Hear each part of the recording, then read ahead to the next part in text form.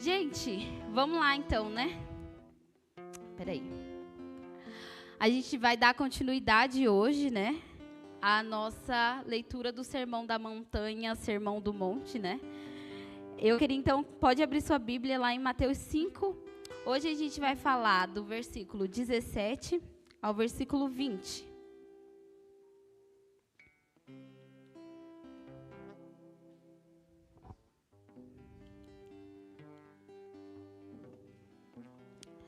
Então, a gente começou, né, essa série de pregações aqui na igreja, dos pregadores, e a gente já falou sobre as bem-aventuranças, a Giovana falou, né, com a gente. O Rafinha falou sobre ser sal e luz, e hoje eu vou falar sobre Jesus e a lei. Então, a lei está lá em Mateus 5, versículo 17 ao 20, todo mundo achou? Amém, deixa eu abrir aqui no meu também.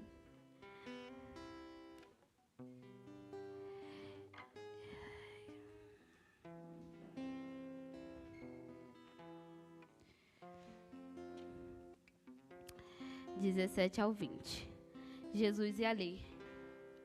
Eu vou ler, eu acho que no meu notebook, como sempre, ou no meu celular, que a miopia é forte.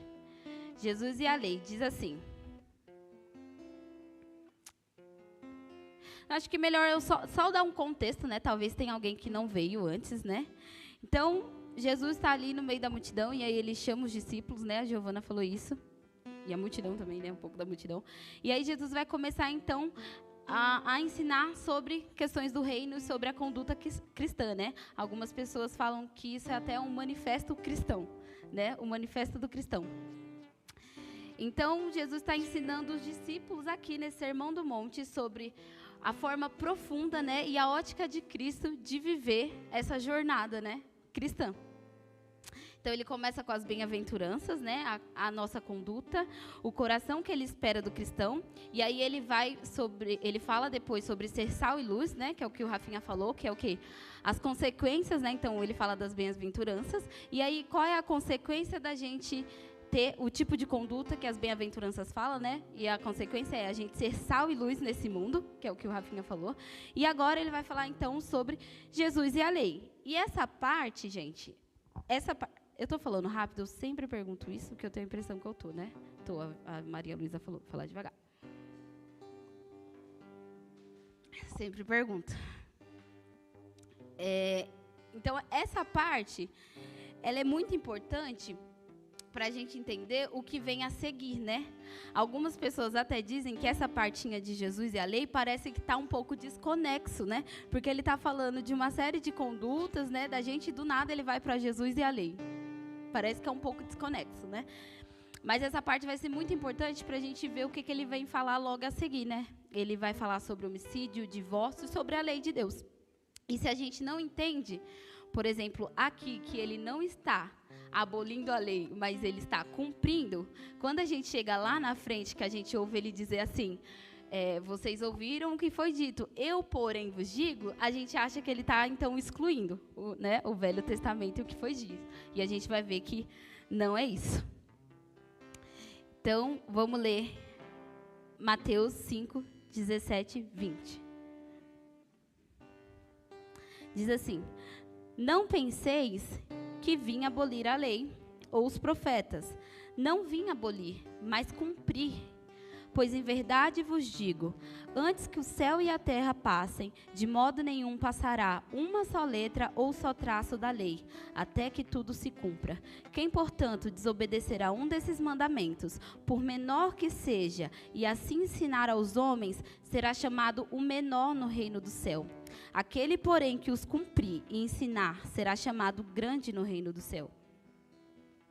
Pois eu vos digo que, se a vossa justiça não superar a dos escribas e fariseus, de modo nenhum entrareis no reino do céu. Essa partinha aqui, né, ela é famosa, né, porque o pessoal gosta muito de falar sobre essa partinha dos fariseus, né, sobre a nossa justiça exceder a dos fariseus. Mas essa parte de Jesus explicando que ele não vem abolir, mas cumprir, gente, também merece a nossa atenção. De uma forma muito séria, né? Porque se a gente entende que ele não vem abolir, aí a gente entende, então, por que a nossa justiça tem que exceder a dos fariseus. Então, deixa eu me achar aqui. Então, eu vou falando por versículo e vou destrinchando eles hoje, ok? Versículo 17 diz assim: não penseis que vim abolir a lei ou os profetas, não vim abolir, mas cumprir. Então, o público dali que Jesus está falando, vamos imaginar o cenário, né? O público dali são pessoas que conheciam a lei de Deus. E o que eles tinham como lei de Deus? A lei de Deus para eles era a Torá, né? Que continha os 10 mandamentos, o Pentateuco, a lei e os profetas. Ok? Então, era isso que eles tinham como lei. E esse era o público de Jesus, judeus. E é por isso que ele está ensinando para eles, ó, não vim abolir, vim cumprir. Então, alguns estudiosos, né, dizem que naquela época havia um pensamento de alguns judeus que, quando o Messias viesse, aquela lei, a Torá, seria deixada de lado e o Messias daria, então, novos pensamentos. Novos ensinamentos, né? Uma nova lei, né? Eles achavam muitas coisas, achavam que Jesus ia tirar eles do jugo dos romanos, né, o que eles esperavam. E esse era um pensamento que rodeava eles. E Jesus, já sabendo disso, né, e sabendo que esse era um pensamento errôneo, faz o quê? Dá checkmate, né? Já diz, não pensa que eu vim abolir, porque eu vim cumprir. Então, a vinda de Jesus não exclui a lei de Deus, mas confirma a lei de Deus, né? Ele estava confirmando tudo que estava escrito no Antigo Testamento, que é a Torá. Então, o que Jesus está afirmando aqui, gente, é o seguinte: o Sermão do Monte não é um conjunto de regras novas que contradiz tudo o que veio antes, tudo que os profetas disseram, tudo que Deus deu a Moisés, né? Pensando assim, logicamente, não teria nem sentido. Se Deus é perfeito e não erra em nada, entrega uma lei a Moisés, por que quando ele vem, ele iria tirar essa lei, né? É igual a questão dos fins dos tempos, né? Algumas pessoas acreditam que Deus vai acabar com a humanidade para sempre, né? E a gente sabe que Deus vai restaurar essa terra, né? Por quê? Porque a criação dele é boa. E é exatamente isso aqui também. Deus tinha dado a lei para aquele povo. E a lei não é ruim, né? A gente vê Paulo falando isso. A lei é boa. A lei é boa. Ela faz o quê? Ela faz a gente perceber que a gente é pecador. E isso é muito bom para a gente. Então, Jesus está afirmando o Antigo Testamento, sabe? Ele está cumprindo o Antigo Testamento. Gente, eu vou falar um pouco devagar e vou bebendo água, que eu tô meio ruimzinha.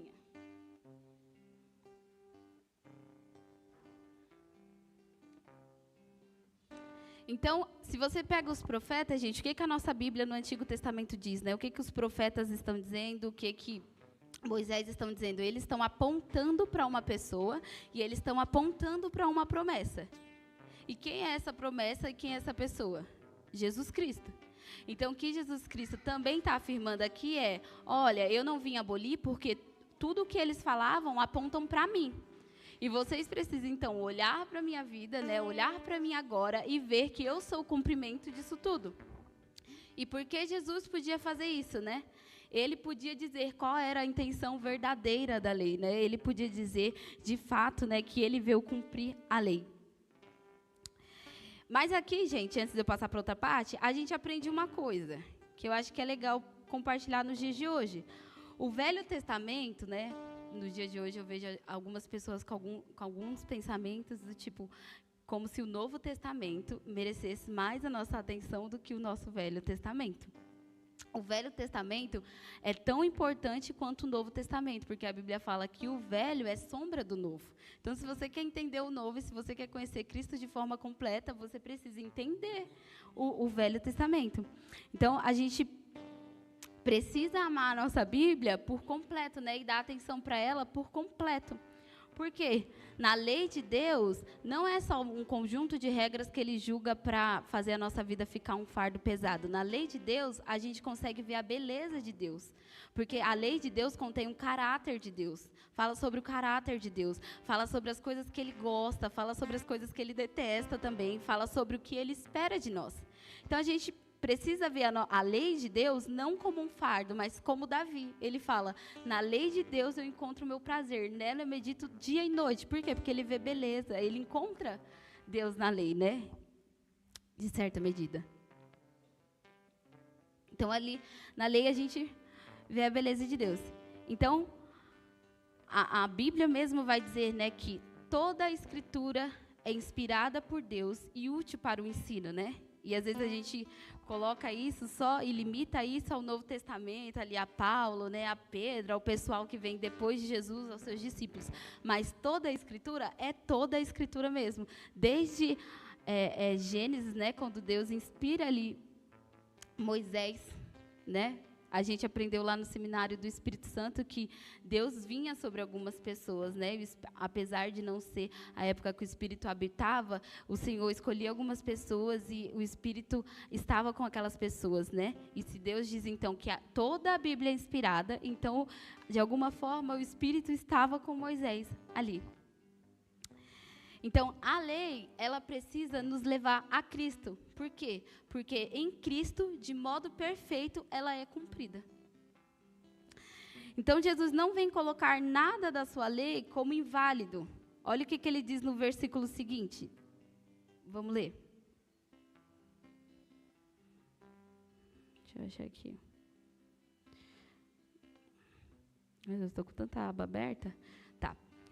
Pois em verdade vos digo, antes que o céu e a terra passem, de modo nenhum passará uma só letra ou um só traço da lei, até que tudo se cumpra. Tudo se cumpra. E em quem, novamente, a gente precisa fixar isso. Em quem a lei se cumpre? Em Jesus. Em Jesus, Filho de Deus, né? Existem coisas que vão ser cumpridas na segunda vinda de Jesus, mas que vão ser cumpridas. Então, a gente usou também, né, para fazer essa série de pregações, a aula do Convergência Sermão do Monte que a Carol Bazo dá. E aí lá, ela fez uma estrutura e ela dividiu, né, porque às vezes a gente pensa, tá, Jesus cumpriu a lei de Deus, mas aí a gente tem as leis cerimoniais, né, a gente tem aquilo que os profetas falavam a respeito do Messias, né, e ela meio que sistematizou, e eu separei essa sistematização dela, e eu vou falar rapidamente um pouquinho de cada, porque eu acho que fica melhor para a gente entender, né, como ele cumpriu, né.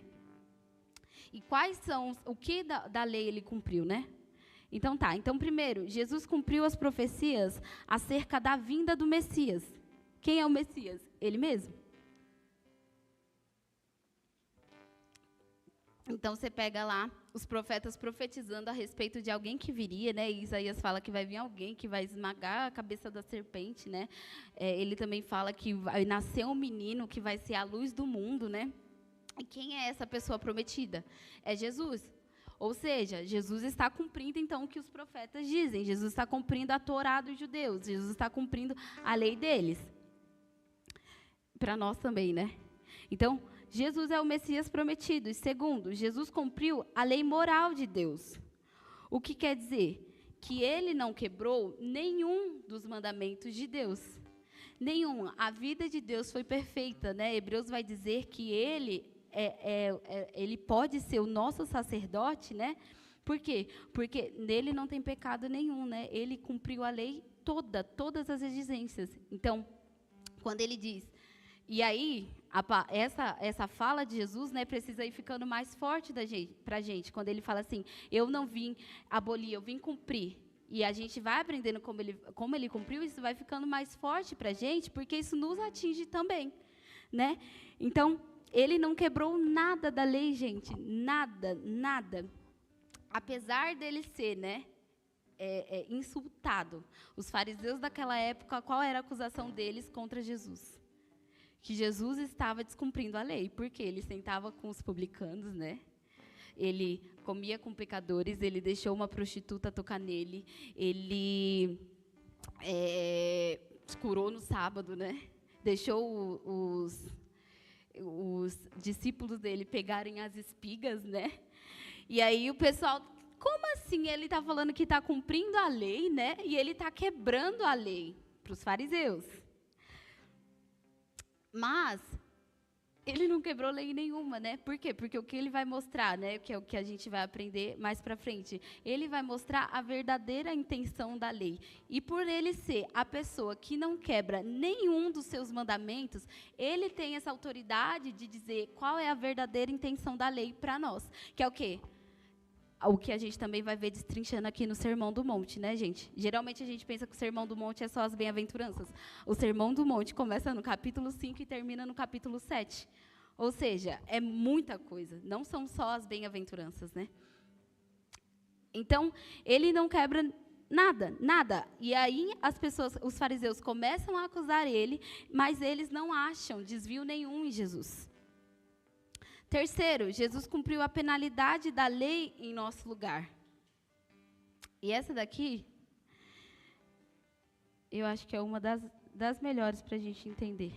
Deixa eu só abrir um negócio aqui. O que quer dizer, então, que Jesus, né, cumpriu a penalidade da lei em nosso lugar? Isso quer dizer que o justo morreu pelo injusto, né? Então, mas vocês estão percebendo como ele não só cumpriu um conjunto de regras, né? Ele cumpriu tudo, até aquilo que diz assim, ó, a lei, né, se a gente for pegar a lei, está escrito, maldito é aquele que morrer sobre o madeiro. Jesus se fez maldito em nosso lugar. Por quê? Porque ele não burlou nada da lei dele. E é por isso que ele pode falar que ele cumpriu de forma completa a lei dele. Nem a parte de maldito é aquele que morrer sobre o madeiro, né? E é por isso, gente, que os judeus não acreditavam que ele era o Messias. Por quê? Para eles o Messias não morreria, né? Não seria maldito no madeiro. Mas Jesus não burla nada da sua lei. Nada. E aí ele faz isso em nosso lugar, né? Então, todos os ritos, né? Desculpa, pulei uma parte. Então, ele recebe a condenação no nosso lugar. E nisso a Bíblia vai dizer, né? Eu não me recordo do versículo, mas a Bíblia diz que o fato do justo ter morrido pelo injusto, isso é justiça de Deus, gente. Já pensou que justiça é essa, né? Porque fere a nossa lógica humana. Se é eu que erro, se é eu que peco, por que ele que é perfeito, que não inflige nada, morre sobre a penalidade da lei? Por quê? A gente vai ver, né? Porque ele quer nos mostrar a intenção correta da lei dele. E ele cumpre, né? Ele nunca burlaria nada. E aí, eu gosto desse versículo que fala isso, porque ele diz ainda assim, ó, que o justo se fez... O justo morreu pelos injustos, né? E isso é feito justiça de Deus, e agora ele nos chama para sermos embaixadores do seu reino. E ele nos chama para anunciar ao mundo, reconcilie-se com Deus. Então, ou seja, ele nos reconcilia com ele, e ele agora, então, nos chama para ser testemunha deles aqui nesse mundo, para chamar o mundo para se reconciliar com ele, né? E aí, o Sermão do Monte é isso, ele mostra como a gente pode fazer isso, né? A conduta que ele espera, a vida que ele espera que a gente leve, né? Que é o que a gente vai ver aqui, que é o quê? Os fariseus tinham uma ideia, né, de que levariam as pessoas a Deus pelas coisas que eles faziam externamente, que já eram erradas, né? Mas Deus vai mostrar que a justiça dele começa lá no nosso coração. Não externamente, só naquilo que a gente faz, mas precisa começar no interior, no nosso coração. Então, 3, Jesus cumpriu as figuras tipológicas do Antigo Testamento. O que isso quer dizer, né? Então, lembra que eu falei que a gente pensa na lei, a gente pensa, por exemplo, tinha as leis cerimoniais, né? Então, vou dar o exemplo de uma lei que é as leis cerimoniais, uma que é muito famosa, que eu acho que vai ser fácil para o entendimento de todo mundo, que é a da expiação dos pecados. Então, tinha todo um ritual para você fazer expiação pelos pecados.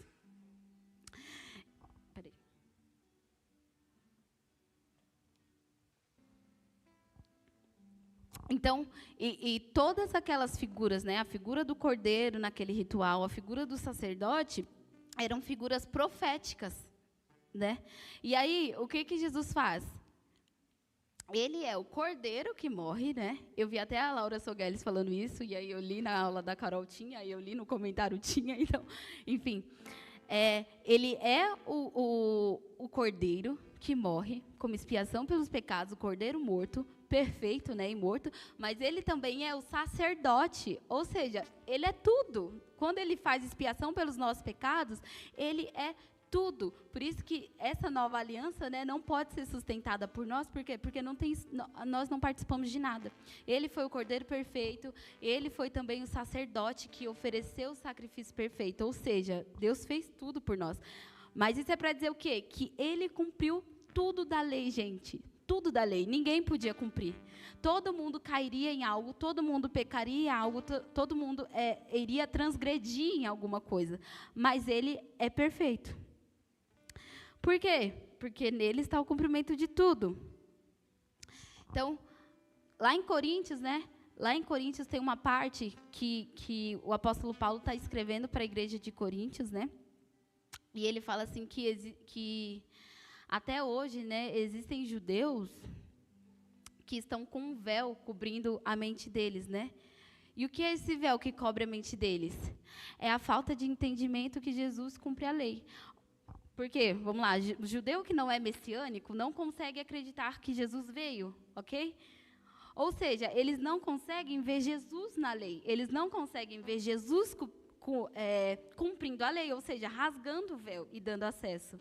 Por isso que Paulo fala, até hoje a mente deles está com um véu. Por quê? Porque eles não conseguem ver Cristo Jesus na lei. E nós não podemos ser, né, essas pessoas com entendimento tampado, do tipo, a gente achar, né, igual eu falei lá no começo, que a lei de Deus passou, foi para um período, foi para um tempo, aquelas leis, aquelas bênçãos, tudo que tinha ali, né, já era, não tem mais valia de nada.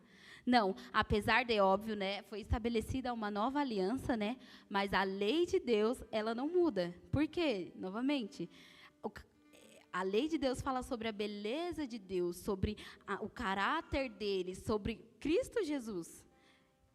Por quê? Porque ela nos leva a nos santificar, certo? A lei de Deus serve para mostrar que nós somos pecadores, né? E para quê? Para nos achegar a Deus.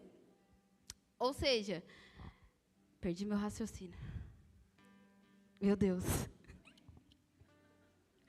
Peraí, gente, eu perdi meu raciocínio. Calma que eu tenho falta de várias vitaminas. Perdoa eu. Ora também por mim, pelo amor de Deus, para essas vitaminas voltar. Não aguento mais injetar ferro. Ó, aqui, ó, mas está escrito aqui. Enfim. Então, os judeus, né, eles não conseguem. Ah, lembrei. Então, a lei de Deus fala sobre a beleza de Deus, sobre o caráter de Deus. E seja, o caráter de Deus é imutável? Não, né, gente? Ele não muda. Deus muda de opinião? Não muda. Deus, né, isso é sobre os atributos de Deus. Deus hoje pensa uma coisa e amanhã quer outra. Será que ele daria uma lei hoje, mas amanhã ele falaria que aquela lei está errada? Não. Por isso que a lei dele é maravilhosa. E a gente deve fazer como Davi, meditar nela. E aí o nosso papel é qual? Olhar para a lei de Deus, mas não com véu. A gente precisa olhar para a lei de Deus e enxergar como ela se cumpre lá em Cristo. Porque a lei é uma sombra do que, né, viria. Então, a lei aponta para uma pessoa. Então, eu não posso ler a lei e achar que ela é só um conjunto de regras. Eu preciso ver como lá na pessoa de Jesus Cristo ele cumpre essa lei. Amém? Deixa eu mexer. Então, Jesus não está contradizendo nenhum ensino, né? Jesus não está indo contra a lei que ele deu para Moisés, né? Ao fazer essas coisas de cura no sábado, né?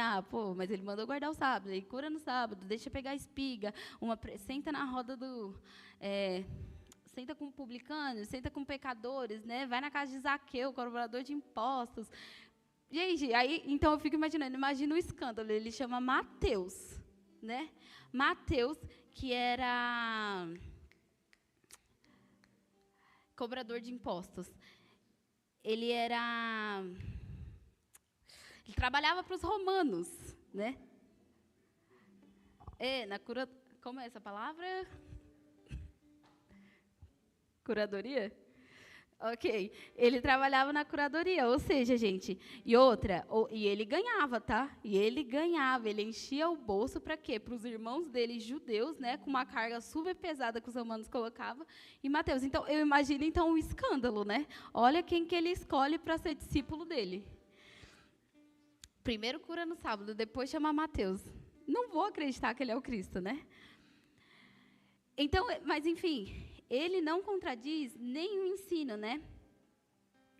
Mas então, já que Jesus, né? Então, acho que essa é uma interrogação que ficou na cabeça deles, e eu acho que essa é uma interrogação que já ficou na minha, e às vezes tem alguém aqui com essa interrogação na cabeça, que é qual? Já que ele não contradiz nenhum ensino e também não está trazendo algo novo, o que ele está fazendo, né? Porque a lei, o que eu estou aprendendo, então vamos pensar na situação, o que os judeus estavam aprendendo, aquilo que os fariseus, né, e os escribas daquela época ensinavam. E o que os fariseus e os escribas estavam fazendo? Distorcendo a lei de Deus. Então, eles sim veem o quê? Esse homem, Jesus Cristo, traz um ensino tão diferente e num nível tão alto, né? E ele fala que ele não está contradizendo nem mudando a lei de Moisés. Então, o que ele está fazendo? O Hernani Dias Lopes, né, ele diz que ele está colocando o foco mais nítido na lei.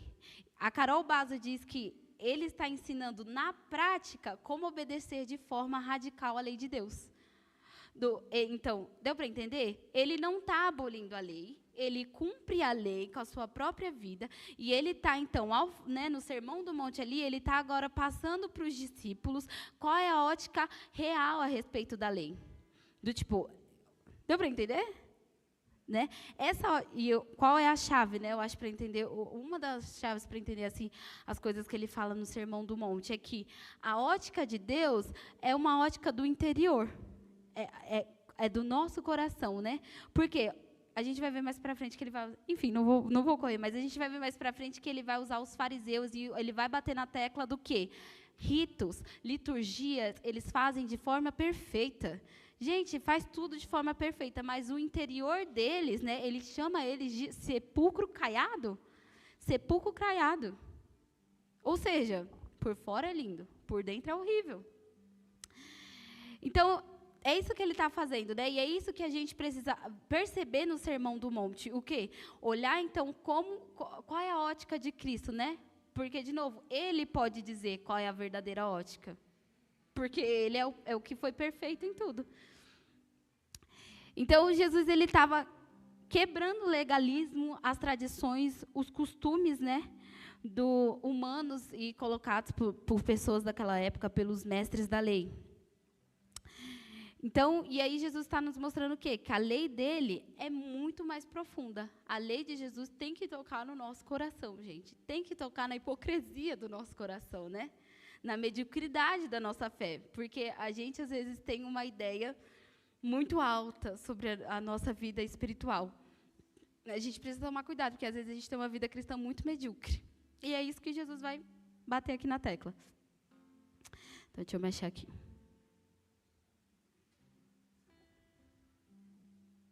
Então, para os fariseus, ele estava quebrando, mas Jesus estava cumprindo de forma radical a lei. E é nesse sentido, então, que Jesus vai contrariar os ensinamentos dos fariseus e sua conduta. E agora a gente vai falar um pouco sobre os fariseus.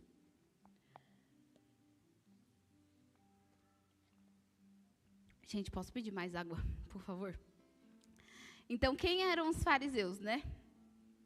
Obrigada. Então, quem eram os fariseus? Eles eram pessoas que estudavam minuciosamente a lei de Deus, né? E não só estudavam, como ensinavam o povo a respeito da lei de Deus. Ou seja, eles eram pessoas de influência, eles eram os mestres da lei, né, daquela época. O que em si, gente, não é ruim. Estudar a lei de Deus, né, minuciosamente, ensinar as pessoas a lei de Deus, não é ruim, né? Mas o que os fariseus faziam, que é o que a gente vai ler mais para frente, é ruim, que é o que? Eles viviam de aparência. E ainda deturpavam alguns ensinamentos, colocando as tradições e as vontades dele iguais com a vontade de Deus. Ou seja, quando você faz isso, quando a gente coloca usos, costumes, tradições, gostos, né? Seja aqui na igreja, ou seja, em qualquer lugar, gente, na vida, ou na nossa própria vida espiritual, a gente é batata para fazer isso, né? Estava conversando com a Marina essa semana de como a gente se compara com a vida das pessoas, né? E aí, principalmente em questão de vida espiritual, né? Às vezes a gente se compara com a vida das pessoas e nem é aquilo que a pessoa faz é bênção, né, para a vida dela, mas nem é algo que Deus exige, por exemplo, como lei, né? Por exemplo, a gente estava falando do devocional, né? De como a gente se cobra quando não faz devocional de manhã, 5 horas da manhã, pulando de alegria.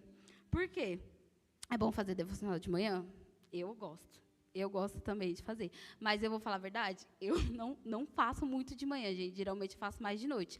Mas a gente estava conversando, né? No meio cristão, colocaram isso como se fosse uma regra. E se você não faz isso, você é super descrente, você é super pessoa desleixada com as coisas de Deus, né? Então, enfim, não é ruim você fazer, mas é aquilo, então. Você também não pode colocar como regra para todo mundo, porque nem todo mundo tem a sua vida, nem todo mundo tem a sua rotina, né? Cada um vai saber, gente. Se você, né, se for um sacrifício para você fazer devocional de manhã e você quiser fazer, glória a Deus fazer esse sacrifício para Deus, né? Glória a Deus, é bem-vindo, mas às vezes também, se para você não dá e você está fazendo sacrifícios para Deus de outra forma, gente, Deus está recebendo, está bem, e Ele não está comparando. Enfim, esse exemplo para dizer o quê? Que a gente não pode colocar tradições, costumes, coisas legais que a gente acha como regra da vida cristã, porque a gente coloca um fardo pesado nos nossos irmãos. Era isso que os fariseus faziam. Então, vamos lá. Deixa eu me achar. Então, eles eram essas pessoas que estudavam, né, minuciosamente a lei de Deus. Eles eram zelosos, caturás, mas eles tinham uns problemas. Eles se sentiam os guardiões da lei de Deus, né? Eles eram, tipo, as pessoas que sabiam mais, né? Aquelas pessoas sectaristas, donos da verdade, né? Só o que eles falam, dizem ou fazem é a verdade sobre Deus, né? Enfim, mas eles carregavam um problema. Qual o problema deles? A hipocrisia. Eles tinham uma injustiça interior, né? E aí, de novo, eu acho que essa é uma das chaves, pelo menos para hoje, para a gente focar, que o problema deles é o interior deles. Então, o que Jesus está confrontando é o coração deles. Externamente, aos olhos do povo, né, eles eram perfeitos, eles eram zelosos.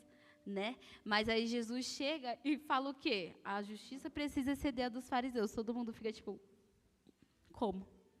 Se eles são, né? A Carol Basso chama eles santarrões, né? Os santos da época. Mas então, Jesus, e é o que Jesus exige da gente, né? Uma justiça interior. E é isso que ele está nos ensinando, gente, no Sermão do Monte. Né? Como a vida cristã não toca só o externo, mas precisa tocar o nosso coração, porque é dele que procedem as fontes da vida. Então, vamos ler versículo 19 e 20. Eu já estou...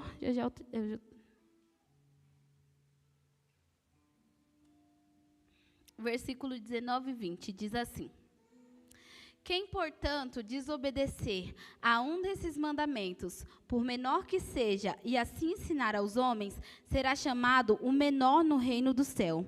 Aquele, porém, que os cumprir e ensinar, será chamado grande no reino do céu. Pois eu vos digo que se a vossa justiça não superar a dos escribas e fariseus, de modo nenhum entrareis no reino do céu. Então, Jesus termina a parte que ele ensina, né, sobre ele cumprir a lei, e agora ele fala, então, aí ele diz, não vim, né, acabar com a lei, invalidar, então ele está dizendo agora, então, qualquer um de vocês que desobedecer qualquer um desses mandamentos, por menor que seja, e assim ensinar os homens, será chamado menor, né, e quem obedecer será chamado grande. E aí ele fala sobre a justiça dos fariseus. Então, os fariseus tinham um ensinamento falso, hipócrita, né? Eles estudavam a lei de Deus, né? E aí, eu queria dizer uma coisa antes disso aqui. A gente tem tendência de sempre achar que a outra pessoa é um fariseu, mas a gente nunca se medir e olhar se a gente não está sendo fariseu, ainda que em alguma medida ou alguma área. Então, eu queria fazer esse exercício com a gente, enquanto a gente está falando dos fariseus. A gente precisa se analisar e ver se a gente, em alguma medida, não tem agido como fariseus, conosco, às vezes, e ainda com as pessoas, com a nossa comunidade, né? Com as pessoas, enfim. Então, eles tinham um falso ensinamento, né, hipócrita, eles deturpavam a verdade. Então, em Lucas 16:15, Jesus os confronta. E olha o que ele diz. Vocês, ele está falando para os fariseus, tá, e os escribas. Vocês gostam de parecer justos em público, mas Deus conhece o coração. E aquilo que este mundo valoriza é detestável aos olhos de Deus. Vamos olhar Mateus 23. Pode abrir, por favor. Ele é um pouquinho longo, mas eu queria ler porque ele fala muitas características de pessoas dos fariseus, né? E aí, de novo, é bom, enquanto a gente lê, a gente pedir, Deus, fala comigo se eu tenho alguma dessas coisas aqui, né? Por favor.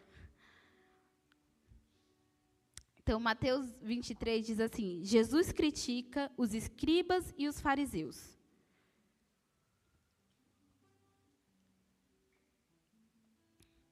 Então, Jesus falou às multidões e aos seus discípulos. Os escribas e fariseus se assentam na cadeira de Moisés. Portanto, fazei e guardai tudo que eles vos disserem. Ou seja, por quê? Porque eles estudavam a lei, né, gente? E apesar de deturparem algumas coisas, eles eram estudiosos da lei. Mas não lhes imiteis as obras, pois não praticam o que dizem. Então, vai vendo as características. Sabe pregar, sabe falar, sabe ter boa oratória, mas não pratica o que fala. Atam fardos pesados e difíceis de carregar e os colocam sobre os ombros dos homens, mas eles mesmos nem com um dedo querem movê-los. Praticam todas as suas obras para serem vistos pelos homens, alargam seus filactérios e aumentam as franjas dos seus mantos. Gostam do primeiro lugar nos banquetes e dos primeiros assentos nas sinagogas, de serem cumprimentados em públicos e chamados rabis pelos homens. Vós, porém, não queirais ser chamados rabi, porque um só é o vosso mestre, e todos vós sois irmãos. E a ninguém na terra chameis vosso pai, porque um só é o vosso pai, aquele que está no céu. Nem queirais ser chamados guias, porque um só é o vosso guia, que é Cristo. Mas o maior dentre vós deverá ser vosso servo. Pois quem a si mesmo se exaltar será humilhado, e quem a si mesmo se humilhar será exaltado. Mas ai de vocês, escribas e fariseus hipócritas, porque fechais aos homens o reino do céu. Não entrais, nem permitis entrar os que entrariam. Ai de vós, escribas e fariseus hipócritas, porque devorais as casas das viúvas, e para disfarçar, fazeis longas orações. Por isso recebereis uma condenação muito maior. Ai de vós, escribas e fariseus hipócritas, porque percorreis o mar e a terra para fazer um prosélito, e depois de ter desfeito, vós o tornais 2 vezes mais filho do inferno do que vós. Ai de vós, guias cegos, que dizeis, se alguém jurar pelo santuário, isso nada vale. Se alguém jurar pelo ouro do santuário, fica obrigado a cumprir o que jurou. Ou seja, só pensa no dinheiro. Insensatos e cegos, qual é o maior, o ouro ou o santuário que santifica o ouro? Também dizeis, quem jurar pelo altar, isso nada vale, mas quem jurar pela oferta que está sobre o altar, fica obrigado a cumprir o que jurou. Cegos, qual é o maior, a oferta ou o altar que santifica a oferta? Portanto, quem jurar pelo altar, jura por ele e por tudo que está sobre ele. E quem jurar pelo santuário, jura por ele e por aquele que nele habita. E quem jurar pelo céu, jura pelo trono de Deus, e por quem aí está assentado nele. Ai de vós, escribas e fariseus hipócritas, porque dais o dízimo da hortelã, do endro e do cominho, e omitis o que há de mais importante na lei, a justiça, a misericórdia e a fidelidade. Então, vamos gravar isso. Eles omitem, então, é o próprio Jesus que está confrontando eles e dizendo: vocês omitem o que tem de mais importante na minha lei. O que é que tem de mais importante? A justiça, a misericórdia e a fidelidade à lei. Deveis fazer estas coisas sem omitir aquelas. Ou seja, só um contexto, vamos parar rapidinho só para dizer. Olha o que Jesus está dizendo. Porque dais os dízimos da hortelã, do endro, do cominho, tá? E omitis que há de mais importante na lei, a justiça. Mas olha o que o Senhor fala. Deveis fazer essas coisas sem omitir aquelas. Ou seja, não era ruim os rituais deles, tá? Não é ruim dar oferta, não é ruim, né, você... Enfim, vamos mais para frente, mas enfim, o externo não é ruim, a menos que no interior haja hipocrisia da nossa parte. Aí se torna ruim. Guias cegos, coais um mosquito e engolis um camelo. Ai de vós, escribas e fariseus hipócritas, porque limpais o exterior do corpo e do prato, mas por dentro estão cheios de roubo e cobiça. Fariseu cego, limpa primeiro o interior do copo, para que o exterior também fique limpo. Ai de vós, escribas e fariseus hipócritas, porque sois semelhantes aos sepulcros caiados, que por fora parecem belos, mas por dentro estão cheios de ossos e de toda imundícia. Assim sois vós, por fora pareceis justos aos homens, mas por dentro estáis cheios de hipocrisia e maldade. Ai de vós, escribas e fariseus, hipócritas, porque edificais os túmulos dos profetas e enfeitais os monumentos dos justos e dizeis: se tivéssemos vivido nos dias de nossos pais, não teríamos sido cúmplices no derramamento de sangue dos profetas. Enfim, acho que até por aqui está bom. Mas deu para perceber como o Senhor como ele confronta muito a conduta dos escribas? De como ele fala, né, da justiça interior e como ele confronta a forma como eles vivem, não porque é mal os ritos, o que eles cumprem, as liturgias, mas porque interiormente eles estão igual sepulcros caiados. Gente, mas vamos voltar.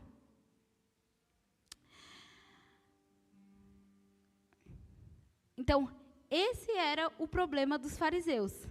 Né? E eles eram as pessoas que estudavam a lei de Deus, e além de desobedecer, eles estavam ensinando errado.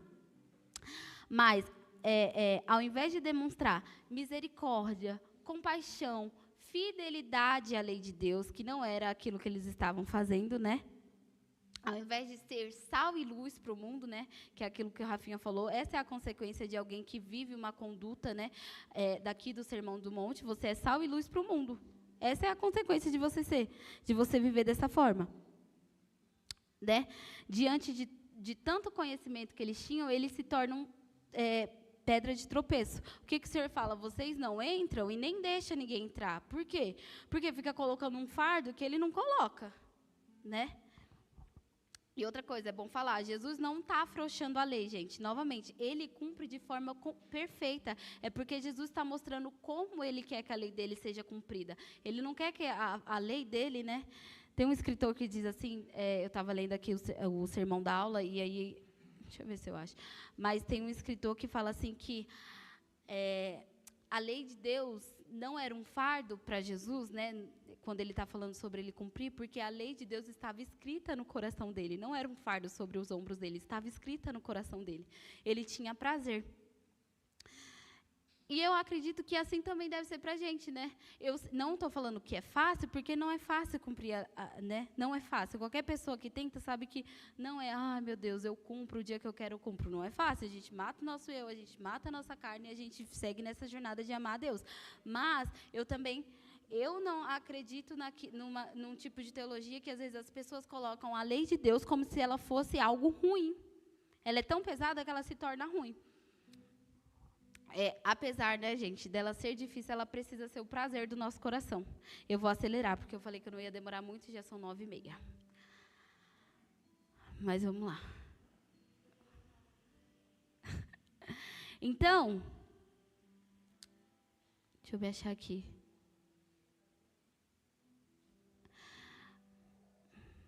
Então, esse também, gente, pode ser o nosso problema. Agora eu vou falar um pouquinho sobre a gente.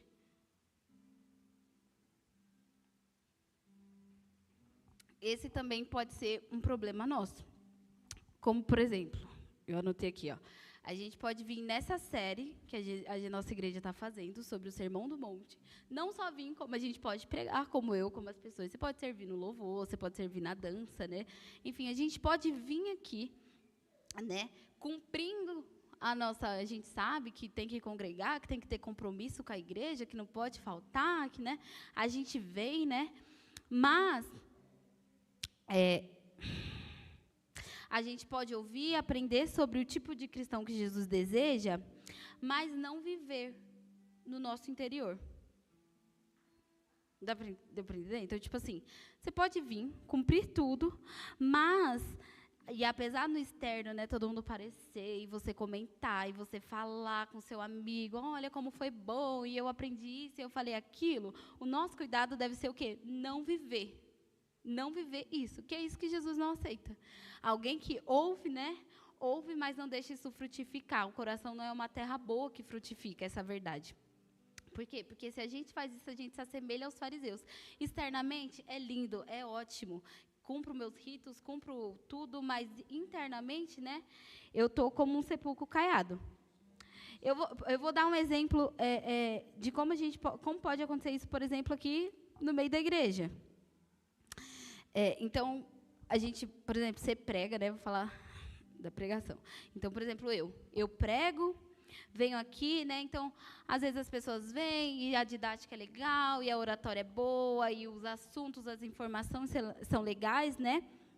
Então, eu sei falar muito bem sobre as bem-aventuranças, eu sei te explicar, eu sei discorrer, né? E aí, na minha vida de igreja, por exemplo, faço parte do Ministério de Pregação, mas aí, na minha vida de Ministério de Pregação do meu ministério, eu sou obrigada com todo mundo, né? Tudo aquilo que eu ouço no Sermão do Monte sobre, por exemplo, ser pacificador, sobre preferir da outra face, sobre, né, engolir muita coisa, na minha vida não tem nada. Mas, exteriormente, quem me olha de fora, né, porque prega legal, porque fala legal, porque ministra legal, acha que a pessoa, como um fariseu, né, ama a Deus. Mas no interior, que é o quê, gente? Frutifica na onde? O Sermão do Monte? Na nossa vida, nas nossas ações, né? Frutifica o quê? Na nossa comunhão com o próximo. Se você pega o Sermão do Monte, o Senhor fala de duas coisas, o amor a Ele e o amor ao próximo. Né? As leis deles, os 10 mandamentos, é isso, é o amor a Ele e o amor ao próximo. Então, eu posso, né, ter capa de super crente, muito legal, mas por dentro está muito podre. E isso é o cuidado que a gente deve ter. Cuidado para a gente não vir aqui cumprir todos os nossos ritos de igreja e aí você ser brigada com todo mundo, e aí você não dá a face para ninguém, né? Você ser irritada, querer responder todo mundo. Sabe que, e aí, eu vou dar um exemplo. Sabe o que a Bíblia fala no próprio Sermão do Monte? Não é só mais, por exemplo, não cometer homicídio, mas só de você se irar no coração, você já matou a pessoa no seu coração. Então, acho que agora ficou mais claro, né? Acho que eu estava falando um pouco confuso. Mas você entende? Então, tipo assim, como eu sou uma boa cristã, não mato ninguém, mas tenho raiva de todo mundo no meu coração. Sou obrigada com todo mundo, não consigo ter paz com ninguém, já estou pecando contra a lei de Deus, já estou infligindo a lei de Deus. Né? Não é mais agora, o Senhor fala lá sobre adultério, ele fala assim, agora, vocês ouviram o que foi dito, né? Não cobiçarás a mulher do próximo, não adulterarás, né? Mas agora, se você cobiçar a mulher do seu próximo, já adulterou. Porque o Senhor está falando de uma coisa do coração, né? Essa é a ótica que Jesus está ajustando para a gente, do tipo, agora, não é só o que você faz externamente, seus ritos, agora a sua mente, o seu coração, o seu pensamento vai dizer se você está ou não compromissado com essa minha verdade. Né? Então, mas porque a gente, né, a gente fala sobre essas verdades, né, a gente é muito bom sobre falar sobre as verdades de Deus, sobre discorrer, né, estudar e tal, e postar e ser os intelectuais, mas porque a gente não é bom de viver, né? Porque fazendo isso, isso cabe na nossa vida medíocre, no nosso cristianismo, que muitas vezes, gente, é hipócrita, é medíocre, né? E aí, eu sempre tenho o cuidado de me alertar, para mim nunca achar, gente, que o meu cristianismo é perfeito. E esse precisa ser um alerta para a gente se achar que o nosso amor é tão forte, né, que a gente ama tanto, que a gente erra em coisas que, mas isso daí todo mundo erra, né? Cuidado, porque é nessas pequenas coisas, né, que começam no nosso coração, né, que ofendem a Deus, que contrariam a lei de Deus, que vai contra o ensinamento de Deus. E é nisso daí que a gente vai se apertando e vivendo um cristianismo muito medíocre, muito hipócrita. O quê? A gente fala muito bem para todo mundo como o outro deve fazer, mas eu não me policio para viver isso que eu prego. Eu coloco um fardo super pesado sobre você, mas eu não me policio, né, como o Senhor falou para os fariseus. Eles nem se movem um dedo para tentar fazer, né, com que eles cumpram aquilo que eles falam para as pessoas. Então, esse é um cuidado que a gente deve ter. Vamos seguir. Então, gente, a gente não pode ter, né, um tipo de cristianismo, né, viver como os fariseus, num tipo de cristianismo que não mexe no nosso interior, que não mexe no nosso caráter, que não mexe na nossa conduta, que não mexe na forma como a gente lida com os nossos irmãos, que não mexe na forma como eu lido com o meu próximo e como eu amo a Deus. Então, este ensino o Senhor fala para os discípulos, né? Então, quem corre o risco de virar fariseus não são os de fora, né? Mas somos nós que somos os de dentro, porque Jesus está falando para os discípulos. Geralmente, quando a gente pensa, essa pessoa fala tanto de Deus, mas não cumpre nada, a gente pensa sempre em ímpios, né? Pessoas que estão lá para fora. Mas os ímpios, gente, já declararam, estão nas trevas mesmo. E não é para eles que o Senhor está falando, mas Ele está falando para nós, que queremos ter Ele como mestre e como guia. Nós precisamos ter o cuidado de nós não sermos fariseus. Então, cuidado, né? Nós devemos sempre, então, olhar para a nossa vida e observar se a forma como a gente ama a Deus e o próximo condiz com tudo que Ele ensina. Deixa eu ver aqui onde eu estou. Então, quando a gente lê o Sermão do Monte, né, a gente se sente confrontado porque essas hipocrisias, essas mentiras vão sendo mexidas dentro da gente, né? A luz de Deus, é isso que a palavra de Deus fala, né? Quando o Espírito ilumina as nossas trevas, geralmente a gente acha que trevas são só situações externas, mas nós também temos trevas, né? Nós éramos trevas, é isso que a Bíblia fala. A Bíblia não fala, nós só vivíamos em trevas, mas nós também éramos trevas. Né? Não havia luz em nós, mas Cristo brilhou a luz dele e por essa graça, né, a gente pode ser iluminado. Então, versículo 19, eu estou terminando agora. Quem, portanto, desobedecer a um desses mandamentos, por menor que seja, e assim ensinar aos homens, será chamado menor no reino do céu. Aquele, porém, que os cumprir e ensinar, será chamado grande no reino dos céus. Então, acho que isso daqui já falou, né? Mas eu quero dizer só uma coisa. Por que esse ensinamento de Jesus foi um espanto, né? Para o pessoal que ouvia? Porque, novamente, os fariseus, gente, eram vistos como os santos da época. Então, se Jesus... Você pensa numa pessoa que você acha, essa pessoa é muito espiritual. E aí, Jesus vira para você e fala assim, ó, a sua justiça deve exceder a dessa daí. Você fica assim, tá subindo a régua demais, né? Então, para nós, né, que vemos agora a Bíblia no contexto geral, a gente consegue ver a hipocrisia dos fariseus. Mas, para muitas pessoas daquela época, eles ficaram tipo, como eu vou exceder a justiça dos fariseus? Eles são as pessoas que são minuciosas nas leis, são os zelosos na lei de Deus. Então, né, para finalizar, Jesus, então, diz para nós, a nossa justiça precisa exceder a dos judeus. Então, a dos judeus não, desculpa, a dos fariseus. Então, como fazer isso, gente? Como a gente pode exceder? E Cristo é a nossa esperança de vivermos uma vida, né, que cumpra tudo isso que o Senhor deseja de nós, né, que a gente lê no Sermão do Monte. Cristo é a nossa esperança, né? Então, nós vivemos no tempo da graça, nós não estamos mais debaixo do tempo da lei, isso é verdade, né? Mas o que muitas pessoas não entendem é que a gente viver na época da graça e não na época da lei não quer dizer que agora a lei de Deus afrouxou, ou que a desculpa que muitas pessoas usam, né? Ah, então eu posso pecar porque a graça de Deus vai superabundar sobre os meus pecados, né? Não é isso, né? Peraí que me fugiu a palavra. Mas o fato de nós vivemos na época da graça é o que vai fazer, né? Pela graça de Deus, é o que nos empodera para então poder cumprir a lei de Deus e viver essa vida que Ele deseja. Então, a graça de Deus não vem para me deixar frouxa com a lei dele, né? Posso pecar. Não, mas essa graça vem para que então eu possa cumprir, para que a gente possa cumprir. Gente, estou querendo dar risada, porque a Ana e a Camila tá rindo. Camila não, Giovana. Meu óculos está torto? Disfarça que ele está com 2 fitas. Quem vive já é acostumado, né? Um dia eu estava dando um negócio no... Era consagração? Era consagração aquele que estava tendo dos louvores? Acho que era consagração. Gente, a minha lente pulou para fora. Humilhou. Satanás me humilhou ali, mas enfim. Enfim, do chão não passa, né? Mas nós vivemos, então, como nós podemos, né? Então, exceder a justiça dos fariseus? Nós não podemos, porque o nosso coração é caído. E a gente é tendencioso a tudo aquilo que a gente leu dos fariseus, a gente querer aplauso dos homens, querer colocar um fardo pesado nas pessoas. Mas, pela graça de Deus, Ele, né? Com Cristo, nós podemos viver essa vida que agrada a Ele. Porque, de novo, a graça de Deus não é para Ele só ficar me perdoando porque eu peco, porque eu sou pecador. Mas a graça dEle me empodera para ser firme e fiel, agir com misericórdia, igual Ele fala, né? Agir com misericórdia, com compaixão e seguir a lei dEle com fidelidade.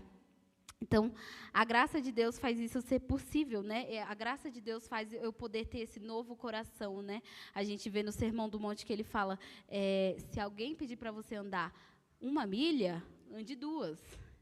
Né? E esse negócio da milha é legal porque os soldados que voltavam da guerra, né, podiam pedir para você levar as coisas deles, né, as coisas da guerra. E não é tipo assim, um estojinho, uma espadinha, é coisa pesada. E aí, podia 1 milha, né? E aí o que o Senhor fala? Se pedir para você andar 1, anda 2. Jesus estava falando isso para judeus, gente, porque eles estavam no jugo dos romanos, né? Se bater na sua face, dá outra. Pensando no nosso coração caído, aonde que alguém vai querer dar outra face?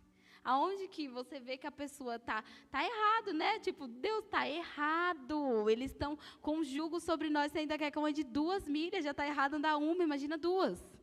Aonde que a gente vai poder fazer isso? E aí a gente pode trazer para situações reais da nossa vida, né? Aonde que a gente vai ter esse coração que o Senhor exige da gente no Sermão do Monte? Impossível, se não for Ele, né? E a graça dEle e o Espírito Santo nos habilitando para viver dessa forma.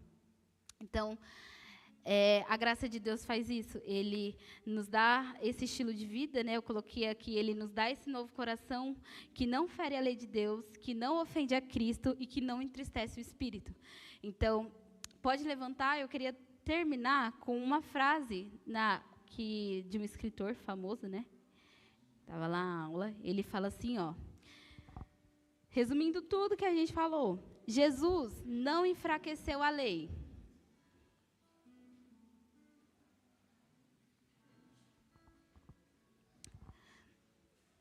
Jesus, ele não enfraqueceu a lei, pelo contrário, ele a libertou da jaula em que os fariseus a haviam aprisionado, dando-lhe permissão para atacar nossos pensamentos e motivações mais secretos, para dilacerar a ingênua presunção de que somos capazes de guardá-la com nossas próprias forças.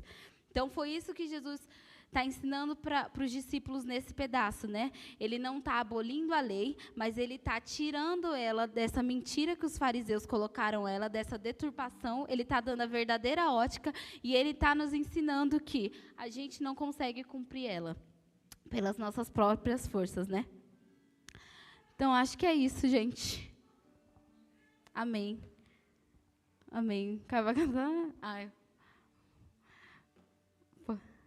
Vamos orar. Vamos orar, que é importante. Senhor, nós te agradecemos, Deus, por esse tempo. Nós te agradecemos, Senhor, porque nós sabemos que essa série de pregações só acontece porque o Senhor tem iluminado a nossa mente e o nosso coração. E nós sabemos que nós também só vemos porque o seu Espírito, Senhor, nos conduz, nos ajuda. Deus, eu oro para que o Senhor nos ajude a enxergar você na lei. Eu oro, Senhor, para que você possa nos ajudar a não nos comportarmos como fariseus, Deus. Eu oro para que o Senhor nos dê um coração, Senhor, que vê na sua lei compaixão, misericórdia, fidelidade, bondade. Deus, eu oro para que que a gente não se comporte como um fariseu. Que a gente não tenha um coração, Senhor, que coloca fardos pesados em nós, fardos pesados nos nossos irmãos. Eu oro para que a gente seja uma igreja que não vive de aparência, Senhor, que não vive só de externo, mas que lá no nosso interior nós guardamos a sua lei, Senhor. Que lá no nosso interior nós ouvimos a sua voz, Senhor. Que lá no nosso interior nós com fidelidade, misericórdia e compaixão, Senhor, seguimos nesse mundo, Senhor, amando você e amando a sua lei, Senhor. Eu oro para que o Senhor nos mude, Senhor. Eu oro para que o Senhor tire, Senhor, a nossa hipocrisia. Para que o Senhor mude o nosso cristianismo medíocre, Deus. Só o Senhor pode fazer isso, só pela sua graça e pela sua misericórdia, Senhor. Nós não temos posição de exigir nada do Senhor, mas nós podemos te pedir misericórdia para mudar o nosso coração. Misericórdia, Senhor, para mudar nossa conduta. Misericórdia para nos fazer ouvir a sua voz, Senhor. Nós achamos que nós queremos isso, Senhor, mas às vezes acaba esse culto, Senhor, nossas intenções já mudam, nossos desejos já mudam, mas eu oro para que o Senhor faça do nosso coração uma terra boa e uma terra que frutifique essa verdade. Eu oro, Senhor, para que a sua verdade possa invadir a nossa mente, Senhor. Eu oro para que essa verdade possa consumir o nosso coração, Senhor. Eu oro para que ela seja um lembrete, Senhor, para nós. Que o Senhor martele as suas verdades na nossa mente, Senhor, e que elas não fujam, Senhor. Em nome do Senhor Jesus. Amém.